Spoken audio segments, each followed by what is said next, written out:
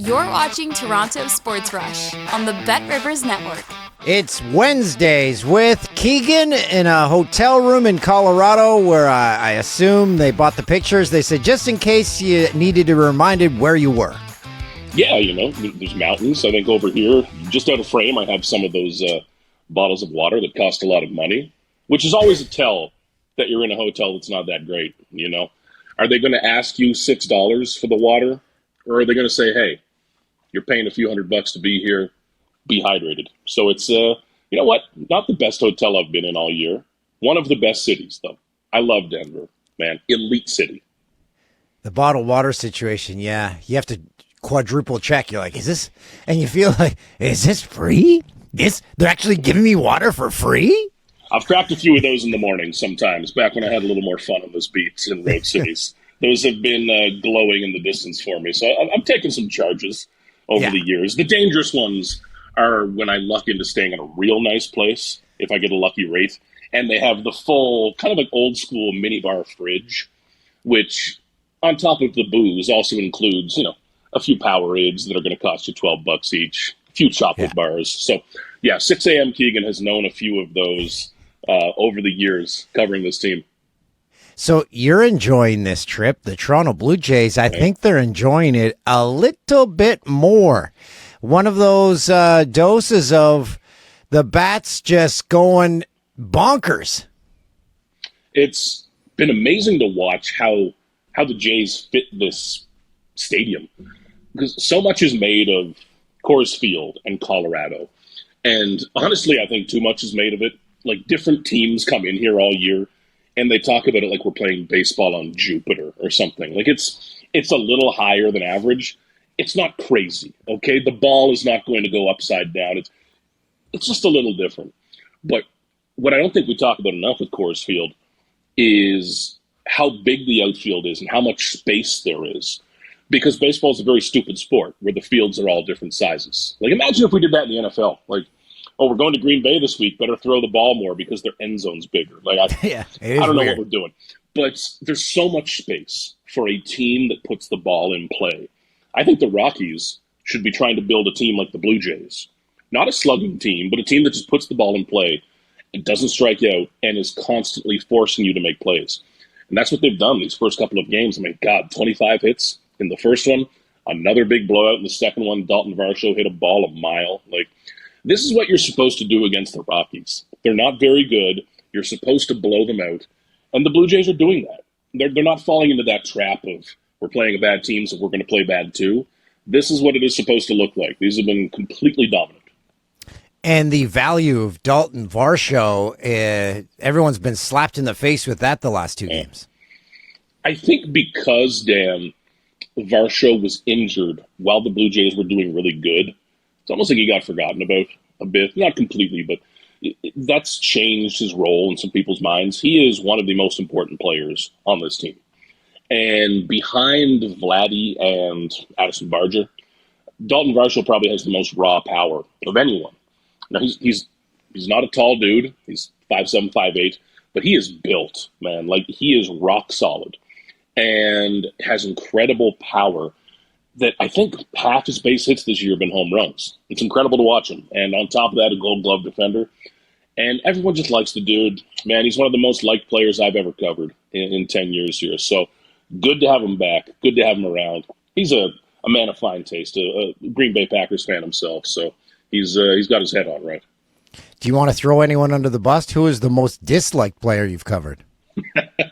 It's a long list. I'd have to go back, though. I think this is actually a really good clubhouse, honestly. It's a fluff thing, but yeah, if you went back a little bit, there'd be some candidates. So there's no one writing on the board. This is a sinking ship? Sinking ship, man. I love that story. Shea Hillenbrand, back in the, Gibby and Ted Lilly going down the dugout tunnel days. I miss a little spice, man. I miss that spice, honestly. The teams I started covering I started in 2017, so after the fun had happened. But you still had Jose and Donaldson and Encarnacion and Stroman and Martin. And there were 20 guys who would be the biggest personality on this team. And when I would go down to the clubhouse after a game, there was always a threat that somebody was going to tell me to go F myself. And that kind of perked me up, And you like drama. I think when I was younger, it made me a bit nervous because I was new to the job. Now there are some days I'm like, come on, somebody add a little spice here. But this is a very good clubhouse with good personalities. So I don't think anyone's going to blow me up just yet. But you never know. You never know. Keegan, I think you just hit the nail on the head on why this team is doing what they're doing. Is those past teams with those bombastic personalities and egos, and there's just not one of those players on this team. So they're a group. There's no one that's bigger than the group. There's not. Like, even when you look at, like, you can get Vladdy to talk about himself a little bit. Getting Bo to talk about himself is impossible. I've tried for 7 years. You can't do it. They want to talk about their teammates. They don't want the attention of all of that. Even the staff aces. Normally the ace of the pitching staff it's kind of like a really great goalie. Like, by definition, there's something a little off with them. And that's not it. And Kevin Gausman is the definition of a guy you could have a beer with and not know he is a major league starter. Max Scherzer is a different level of intensity, of course, but there's a level of togetherness in this clubhouse that I have not been around. I haven't been around forever. It's like 9 years now, but it's far beyond anything I've been a part of. That goes to the coaches as well. But you see it, Dan, we've talked about this, I think, a few weeks back, but you see it when guys get called up. Because I've been around so many times where some guy gets called up from AAA. Nobody really knows him. Nobody cares about him. He's off to the side. He's out in the hallway on FaceTime with their wife or their dad.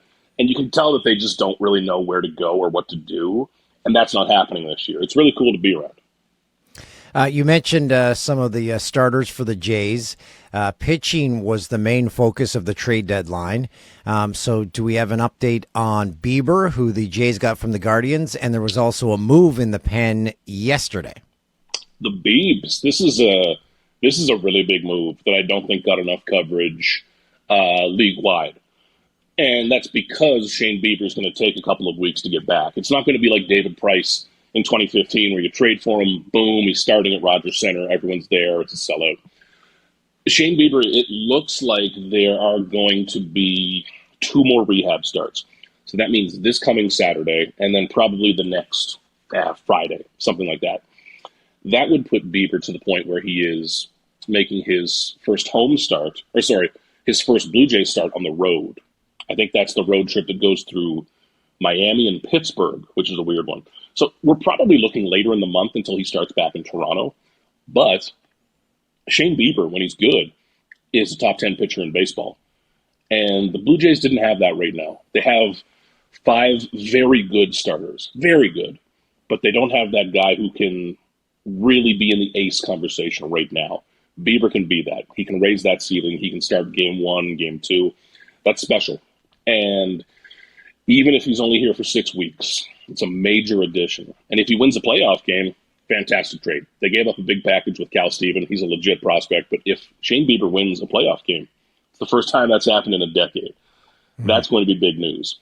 And the bullpen on top of that, Dan, adding Louis Varland, Sir Anthony Dominguez, you've already got Hoffman, Braden Fisher, Yariel Rodriguez. Like, this is a good group. If the Blue Jays lose, it's not going to be because of a lack of pitching.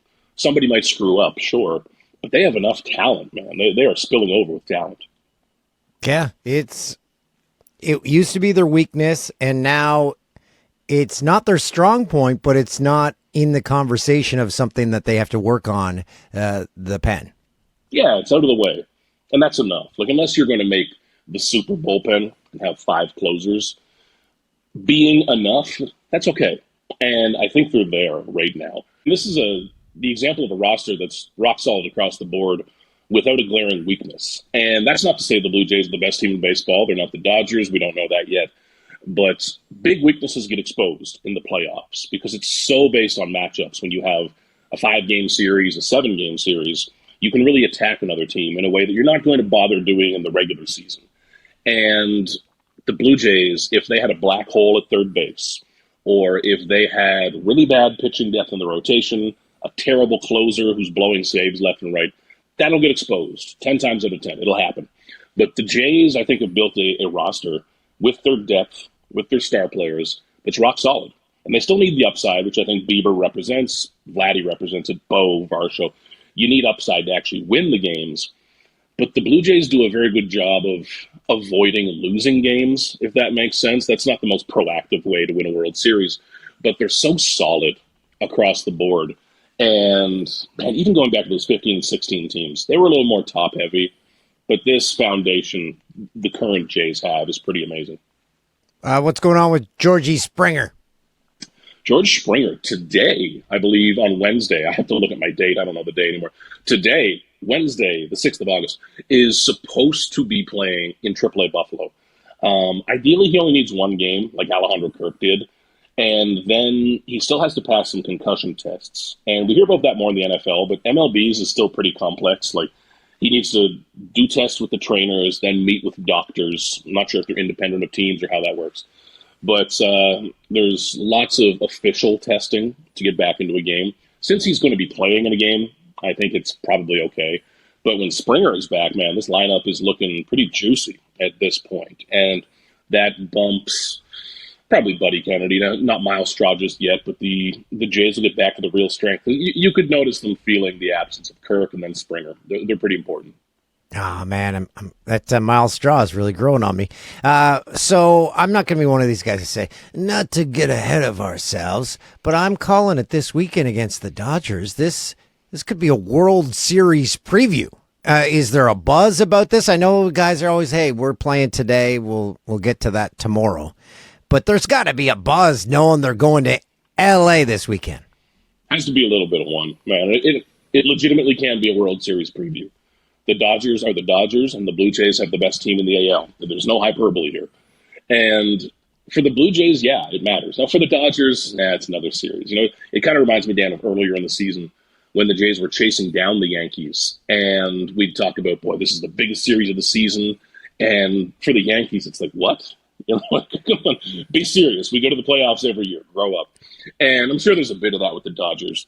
But whatever, man. This is a miracle season so far for the Jays. And these are the big tests. The Blue Jays have done a very good job of rising to meet big challenges. They've stumbled with some easier teams, but we've seen this against those Yankees games the last couple of series. It's been huge. And this is going to be legitimate best on best. And the Dodgers are absolutely stacked with talent. But I like how the Blue Jays match up. Their pitching matches up well. And if they go to the West Coast and can take 2 out of 3 from the Dodgers, that is when ESPN and Fox Sports and other, the big U.S. I know I sound like a small town, Canadiana inferiority complex baseball guy here, but that is when the rest of baseball has got to start talking about the Blue Jays. You can no longer write them off as, this is a hot start. We'll see. That's when everyone else needs to wake up, and it's going to happen quickly. Keegan, if you ever want to give the team bulletin board material, I'll give you this. I know firsthand from Fox executives when Jay and I worked at Fox and the Jays were on their run in, 2015, they said to us, looking us in the eye, if the Blue Jays make the World Series, you're both fired. And they were kind of joking, but that's how much they despise the Jays being close to the World Series. So they could print shirts. They don't want us here. It's someday people in this great country. I won't say a bad thing. I never know when I'm being recorded here. But well, you literally are being recorded. Yeah. Someday people will realize that Canada is kind of a large market. I love how U.S. sports coverage, speaking very broadly, talks about Canada like it's like Albuquerque or something. It's 40 million people. Yeah, but Fox, the reason they don't like it, Fox doesn't get those ratings numbers.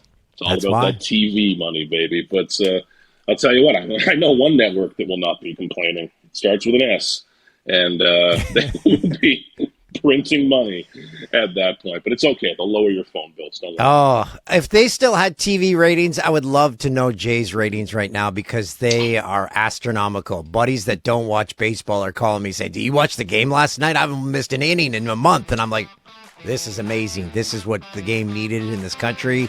This is awesome. I'm glad we get to talk about it every week with you, Keegs. You got it, Dan.